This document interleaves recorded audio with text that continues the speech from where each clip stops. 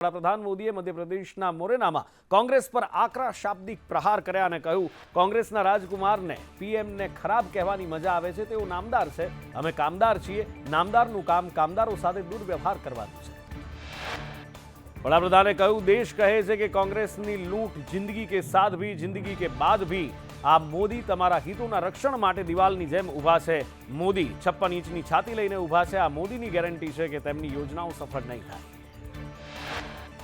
PM મોદીએ કહ્યું, અમે સૈનિકોને મુક્ત લગામ આપી છે। અમે કહ્યું હતું કે એક ગોળી ચલાવે છે તો 10 ગોળી ચાલવી જોઈએ, એક ગોળો છોડે છે તો 10 ગોળા છૂટવા જોઈએ। આગ્રામાં જાહેર સભાને સંબોધિત કરતા વડાપ્રધાન મોદીએ કહ્યું, આઝાદી પછી સ્પષ્ટ થઈ ગયું છે કે ધર્મના આધારે અનામત આપી શકાય નહીં। કોંગ્રેસ એવી પાર્ટી છે જે રોજ બાબા સાહેબ આંબેડકરનું અપમાન કરે છે, બંધારણનું અપમાન કરે છે અને સામાજિક ન્યાયના નામે આંસુ વહાવે છે। સાથે જ વડાપ્રધાને કહ્યું, આપણા દેશે તુષ્ટિકરણની રાજનીતિ ઘણી જોઈ છે અને તેણે દેશના ટુકડા કરી નાખ્યા છે। તુષ્ટિકરણની રાજનીતિએ સત્યવાદી અને પ્રામાણિક લોકોના અધિકારો છીનવી લીધા છે। મોદી તુષ્ટિકરણનો અંત લાવવા તરફ આવી રહ્યા છે અને સંતોષ આપવા તરફ આગળ વધી રહ્યા છે। ઉત્તર પ્રદેશના મુખ્યમંત્રી યોગી આદિત્યનાથે કોંગ્રેસ અને ઇન્ડિયા ગઠબંધન પર વાક પ્રહાર કર્યા અને કહ્યું, કોંગ્રેસ ઓબીસી અને દલિતોનું આરક્ષણ જૂટવી મુસ્લિમોને આપવા માંગતી હતી। યોગીએ કર્ણાટક કોંગ્રેસ સરકાર મુદ્દે પ્રહાર કરતા કહ્યું, કોંગ્રેસ ભારતને ઇસ્લામીકરણ તરફ ધકેલવા માટે પ્રયાસ કરી રહી છે। કર્ણાટકમાં કોંગ્રેસ મુસ્લિમોને 32% અનામત આપવા માંગે છે। વધુએ યોગીમાં કહ્યું કે કોંગ્રેસ સરકારમાં ઓબીસીનું 27% અનામતમાંથી 6% જૂટવી મુસ્લિમોને આપવા માંગે છે અને દલિતોના હકની અનામત પણ મુસ્લિમોને ધરી દેવા માંગે છે। ઉત્તર પ્રદેશના લખીમપુર ખીરીમાં સંરક્ષણ મંત્રી રાજનાથસિંહે સભાને સંબોધન કરતા કહ્યું, ભાજપે વિવિધ ધર્મોના મોટાભાગના ધાર્મિક સ્થળોની સંભાળ લીધી છે। ભાજપ એકમાત્ર રાજકીય પક્ષ છે જે રાષ્ટ્રનેતા શબ્દોને વળગી રહે છે। ભાજપે જે કહ્યું છે એ કરી બતાવ્યું છે। 27 એપ્રિલે સાંજે 7 વાગે અમિત શાહનો વડોદરામાં ભવ્ય રોડ શો યોજાશે। 27મીએ પ્રિયંકા ગાંધી વલસાડમાં જનસભાને સંબોધશે। મુખ્યમંત્રી ભૂપેન્દ્ર પટેલ તેલંગાણાના પ્રવાસે છે। તેઓ કરીમનગરમાં ઉમેદવારી પત્ર ભરતી વખતે સાથે હાજર રહ્યા અને કર્નૂલમાં મુખ્યમંત્રી ભૂપેન્દ્ર પટેલે જનસભાને સંબોધન પણ કર્યું।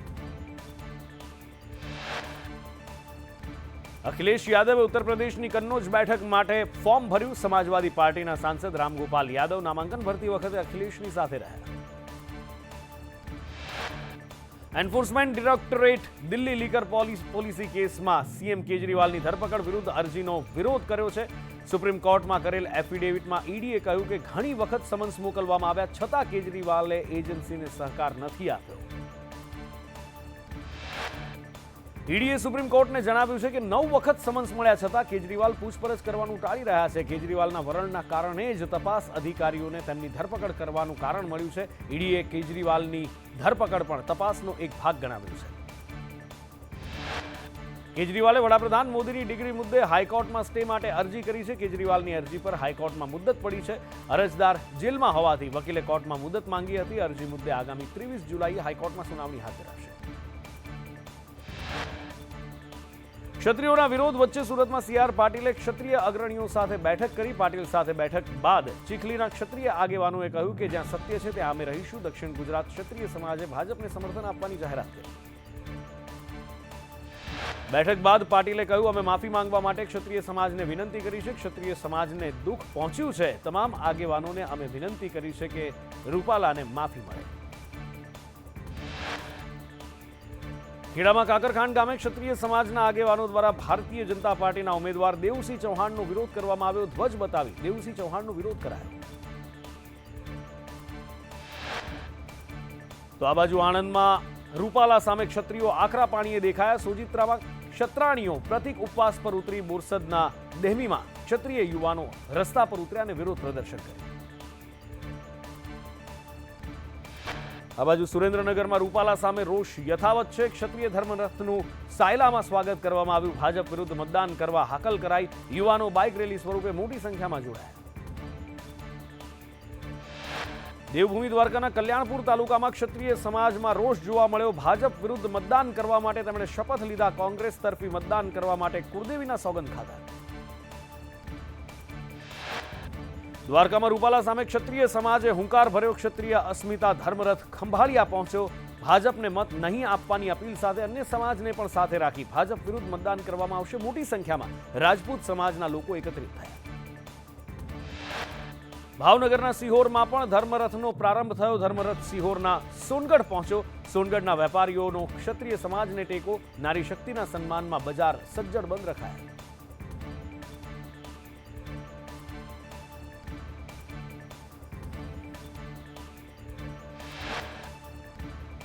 મહેસાણામાં રૂપાલાના વિરોધમાં ક્ષત્રિય અસ્મિતા મહાસંમેલન યોજાશે. 27 એપ્રિલે ઊંઝાના કરલી ગામમાં સંમેલન યોજાશે. મહિલાઓ પુરુષોને ડ્રેસ કોડમાં ઉપસ્થિત રહેવા માટે આહવાન કરવામાં આવ્યું છે.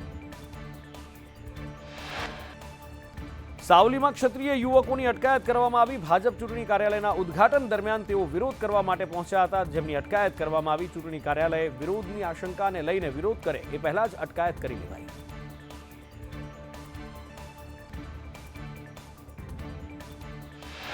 અંબાજીમાં રૂપાલા સામે ક્ષત્રિયોનો વિરોધ. ધર્મરથનું શક્તિપીઠ અંબાજીથી પ્રસ્થાન કરાવ્યું. ધર્મરથના માધ્યમથી ભાજપનો વિરોધ કરવામાં આવી રહ્યો છે. મોટી સંખ્યામાં ક્ષત્રિય સમાજના લોકો જોડાયા.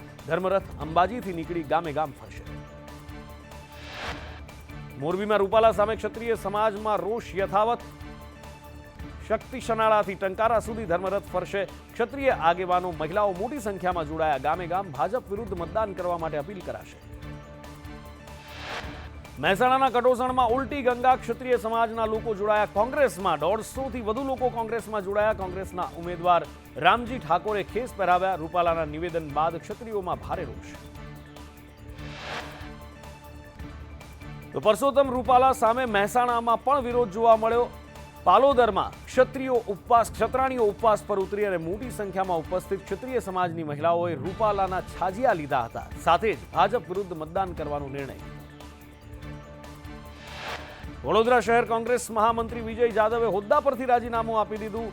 વોર્ડ 1ની શ્રેણી દરમિયાન વોર્ડ પ્રમુખે શહેર મહામંત્રી સાથે ગાળાગાળી કરી હતી. વોર્ડ પ્રમુખ સમીર ભટ્ટને તેમને જાહેરમાં બીભત્સ ગાળો બોલતા રાજીનામું આપી દીધું.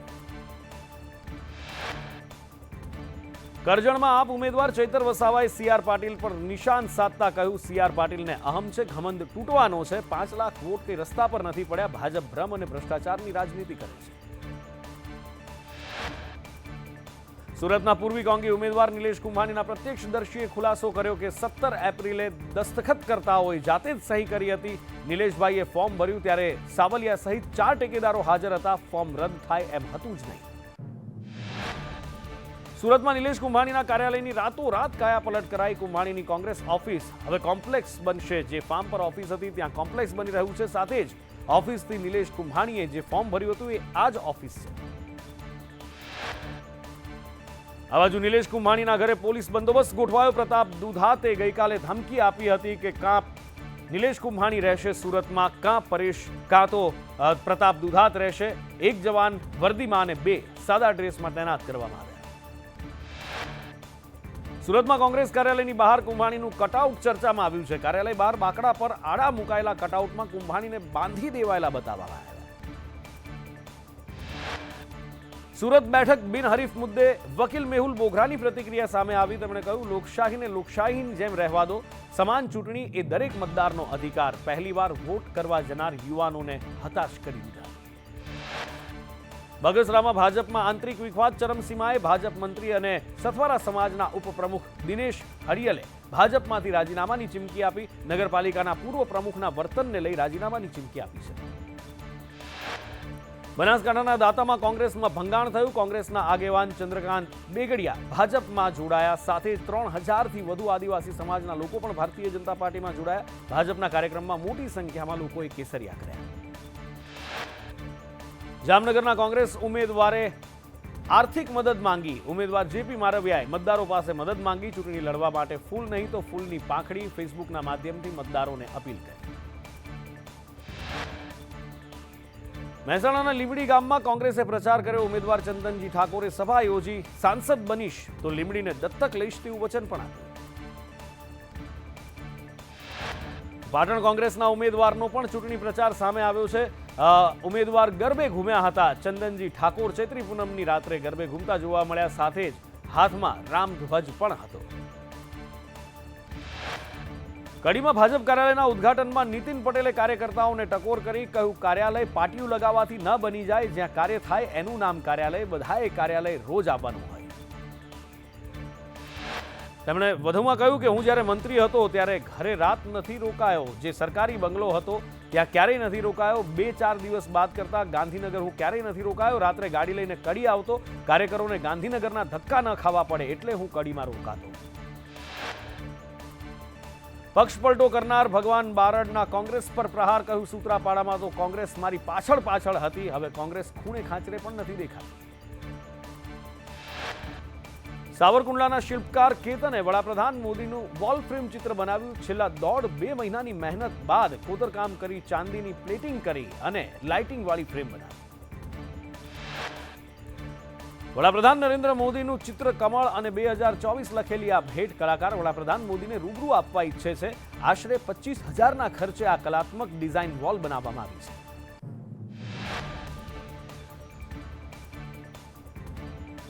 આવતીકાલે લોકસભા ચૂંટણીનું બીજા તબક્કાનું મતદાન છે। 13 રાજ્યોમાં 88 બેઠકો ઉપર મતદાન થવાનું છે। બીજા તબક્કાના મતદાનમાં ઘણા દિગ્ગજ નેતાઓની પ્રતિષ્ઠા દાવ પર છે। રાહુલ ગાંધી, હેમા માલિની, અરુણ ગોવિલ, શશી થરૂર, કર્ણાટકના પૂર્વ મુખ્યમંત્રી એચ.ડી. કુમારસ્વામી જેવા નેતાઓનો એમાં સમાવેશ થાય છે। બીજા તબક્કાના મતદાનમાં દેશની 16% બેઠકો આવરી લેવામાં આવશે। બીજા તબક્કાના મતદાનમાં રાહુલ ગાંધીની બેઠકનો સમાવેશ થાય છે। ત્રીજી વખત મથુરાથી ચૂંટણી લડી રહેલા હેમા માલિની અને મેરઠથી ચૂંટણી લડી રહેલા અરુણ ગોવિલનું ભાવિ પણ આવતીકાલે ઈવીએમમાં કેદ થવાનું છે। કેન્દ્રીય ચૂંટણી પંચે ભાજપ અને કોંગ્રેસને નોટિસ પાઠવી છે। રાહુલ ગાંધી અને વડાપ્રધાન મોદીને ચૂંટણી પ્રચારમાં ભાષણોને લઈને ઇલેક્શન કમિશને નોટિસ ફટકારી છે। આચારસંહિતાના ભંગ મુદ્દે ઇલેક્શન કમિશને નોટિસનો 29 એપ્રિલ સવારે 11 વાગ્યા સુધી જવાબ આપવા આદેશ કર્યો છે। ગાંધીનગર લોકસભા બેઠક પરના 4 ઉમેદવારોને ચૂંટણી અધિકારીએ નોટિસ ફટકારી છે। ચૂંટણી ખર્ચ રજૂ ન કરતા બસપા ઉમેદવાર મોહમ્મદ દેસાઈ, અન્ય 3 અપક્ષ ઉમેદવારોને નોટિસ અપાઈ છે। ભાજપ ઉમેદવાર અમિત શાહે 1,05,014 રૂપિયાનો ખર્ચ દર્શાવ્યો છે। કોંગ્રેસ ઉમેદવાર સોનલબેન પટેલે 7,36,826 રૂપિયાનો ખર્ચ દર્શાવ્યો છે। રાજકોટમાં ભાજપ કોંગ્રેસ ઉમેદવારોએ ચૂંટણી અધિકારી સમક્ષ પ્રથમ સપ્તાહનો ખર્ચ રજૂ કર્યો। રૂપાલાએ પ્રથમ સપ્તાહમાં 5,65,000નો ખર્ચ કર્યો તો ધાનાણીએ 1,84,000 રૂપિયાનો ખર્ચ દર્શાવ્યો। અનેક ઉમેદવાર ભાવેશ પીપળિયાએ ખર્ચની વિગત રજૂ ન કરતા તેમને નોટિસ ફટકારાઈ। અપક્ષ ઉમેદવાર અલ્પેશ ત્રાબડિયા પોરબંદર લોકસભાના ઉમેદવાર મનસુખ માંડવિયા સામે ફરિયાદ નોંધાવી છે। માણાવદરના પીપળાના રામ મંદિરનો ફોટો વાયરલ થયો છે, જેમાં માંડવિયાએ મંદિરના પગથિયા પરથી ભાષણ કર્યું હોવાનું દેખાઈ રહ્યું છે। જિલ્લા ભાજપ પ્રમુખ કિરીટ પટેલે ફોટો FB પર પોસ્ટ કર્યો। કચ્છમાં લોકસભાની ચૂંટણી માટે દિવ્યાંગ મતદારો માટે મતદાન પ્રક્રિયા હાથ ધરવામાં આવી। જિલ્લા કલેક્ટર અને મુખ્ય ચૂંટણી અધિકારીના નિરીક્ષણ હેઠળ દિવ્યાંગ અને સિનિયર સિટીઝન માટે મતદાન કરવાની વ્યવસ્થા કરવામાં આવી। માલપુરમાં 85 વર્ષની ઉપરના સિનિયર સિટીઝનને મતદાન કર્યું। સ્વાતંત્ર્ય સેનાની દીકરીએ પણ મતદાન કર્યું। ચૂંટણી પંચે ઘરે ઘરે જઈ અને મતદાન કરાવ્યું। પીએસઆઈ અને એલઆરડીને લઈને ભરતી બોર્ડના અધ્યક્ષ હસમુખ પટેલનું નિવેદન। પીએસઆઈ અને એલઆરડી માટે ફોર્મ ભરવાની પ્રક્રિયા ચાલુ છે। 8,63,000 અરજીઓ મળી છે, જેમાંથી 7,11,000 અરજીઓ કન્ફર્મ થઈ છે। ઉમેદવારો ફોટા, સહી અને માર્કશીટ સાથે અપલોડ કરી છે। આણંદના સોજિત્રામાં સફાઈ કામદારો હડતાલ પર ઉતરી ગયા। સોજિત્રા નગરપાલિકા બહાર સફાઈ કામદારો ઉપવાસ પર ઉતર્યા છે। પડતર પ્રશ્નોને લઈને સફાઈ કામદારોએ હડતાલ કરી છે। એક કામદારની તબિયત લથડતા યુવકને સારવાર માટે હોસ્પિટલ ખસેડવામાં આવ્યો। સૌરાષ્ટ્ર યુનિવર્સિટીમાં પેપર લીક મુદ્દે એબીવીપીએ હોબાળો મચાવ્યો। યુનિવર્સિટી સત્તાધીશો સામે એબીવીપીએ રોષ ઠાલવ્યો। 1 સપ્તાહ પછી પણ કોઈ જ પગલાં ન લેવાતા સત્તાધીશો પર આરોપ મૂકી અને કુલપતિની ચેમ્બર બહાર ઉગ્ર સૂત્રોચ્ચાર કરાયા।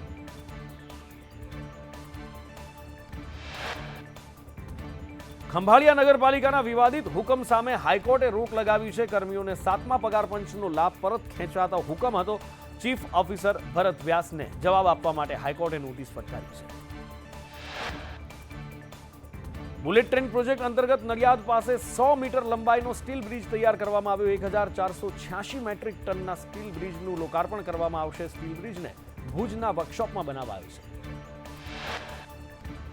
જેઈઈ મેઇન્સનું પરિણામ જાહેર કરાયું। દેશભરમાં 56 વિદ્યાર્થીઓએ મેળવ્યા 100માંથી 100 ગુણ। ગુજરાતના 2 વિદ્યાર્થીઓએ 100માંથી 100 માર્ક મેળવ્યા। 10 લાખથી વધુ વિદ્યાર્થીઓએ આ પરીક્ષા આપી હતી।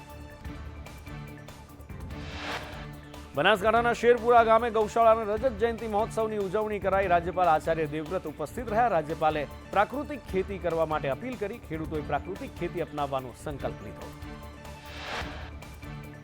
છોટાઉદેપુરમાં વૃક્ષ પર દૂધ સંજીવની પાઉચ લટકતા મળ્યા। બાળકોને અપાતા દૂધના પાઉચ લટકતા જોવા મળ્યા। રતનપુરા ગામે વૃક્ષ પર લટકતા પાઉચનો વિડીયો વાયરલ। બેફામ દોડતી એમટીએસ પછી હવે બીઆરટીએસ પણ વિવાદમાં ચાલુ બસે। ડ્રાઈવર મોબાઈલમાં આઈપીએલની મેચ જોતા વિડીયોમાં કેદ થયો। બીઆરટીએસ બસ ચાલક માટે આઈપીએલની આ મેચ સૌથી મહત્વનું હોય એવું લાગ્યું। લોકોના જીવ કરતાં પણ વધારે અંજલીથી મણિનગર રૂટની બસનો આ વિડીયો વાયરલ થયો, જેમાં ડ્રાઈવર મુસાફરોના જીવને જોખમમાં મૂકતો જોવા મળ્યો। કચ્છમાં મહિલાઓનો જોખમી સ્ટન્ટનો વિડીયો વાયરલ થયો છે। કાર પર બેસી મહિલાએ જોખમી સ્ટન્ટ કર્યા। જન્મદિવસની ઉજવણી કરી। પૂર્વ કચ્છ જિલ્લાનો આ વિડીયો હોવાનું સામે આવ્યું છે। સુરતમાં બાઇકની અડફેટે એક બાળકનું મૃત્યુ થયું। રોડ ક્રોસ કરતા સમયે બાળક બાઇક સાથે અથડાયો હતો। ટૂંકી સારવાર દરમિયાન હાજર તબીબોએ બાળકને મૃત જાહેર કર્યો। બનાસકાંઠાના ગંભીરપુરા ડુંગરની તળેટીમાં ભીષણ આગ લાગી। આગ લાગવાનું કારણ અકબંધ। ફાયર વિભાગે આગ પર કાબુ મેળવ્યો। વેરાવળ સિવિલ હોસ્પિટલમાં નશામાં ધૂત ડોક્ટર ઝડપાયો। કલેક્ટરની સરપ્રાઇઝ વિઝિટમાં ગાયનેક તબીબ રંગે હાથ ઝડપાયો। ગાયનેક ડોક્ટર અશોક સોંદરવાને પોલીસને સોંપી દેવાયો। સલમાન ખાનના ઘર બહાર ફાયરિંગ કરનાર આરોપીઓ વિકી ગુપ્તા અને સાગર પાલને કોર્ટમાં રજૂ કરાયા। 29 એપ્રિલ સુધી મુંબઈ ક્રાઇમ બ્રાન્ચની કસ્ટડીમાં રહેશે। સુરતના કાપડના વેપારીનું 50 કરોડ 90 લાખનું ઉઠામણું। રઘુકુળ માર્કેટના 50 વેપારી સાથે ઠગાઈ થઈ હોવાનું સામે આવ્યું। આશીષ સુરેખા, સુરેન્દ્ર પોદાર ઠગાઈ કરી ફરાર થયા।